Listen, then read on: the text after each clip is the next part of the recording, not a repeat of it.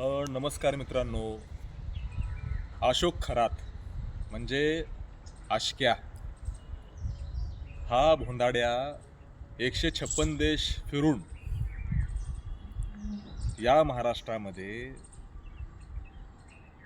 या अशोक खरातनं इतकं कुकर्म केलेलं आहे. अनेक महिलांचं त्या ठिकाणी शोषण केलेलं आहे. परंतु मला एक गोष्ट लक्षात येत नाही की एखादा बाबा आल्यानंतर सगळ्यात जास्त महिलांचं संख्याबळ त्या ठिकाणी असतं. आणि अशा कित्येक महिला आहेत की त्या महिला आपल्या नवऱ्यांना सुद्धा सांगत नाहीत की मी अशा अशोक खरात सारख्या थापाड्या आणि नालायक माणसाजवळ मी त्या ठिकाणी जात आहे सांगत सुद्धा नाहीत. आणि अशा अंधश्रद्धाळू माणसांनी समोरच्या व्यक्तीला जाळ्यामध्ये घेऊन जर समजा सांगितलं की हे मूत्र तुझ्या नवऱ्याला पिठामध्ये मिसळून एखादी भाकर करून चार, तर या महिला चारायला सुद्धा मागेपुढे पाहत नाहीत. म्हणजे आपला महाराष्ट्र, आपला भारत देश कोण्या दिशेला चालला आहे? अशा भोंदाड्या आशक्यामुळं आज पूर्ण महाराष्ट्राची संस्कृती रस्त्यावर आलेली आहे. मला सांगा, जे सीतामाई आहे की या सीतामाईनं शेवटपर्यंत आपलं चारित्र्य कधीही ढळू दिलेलं नाही.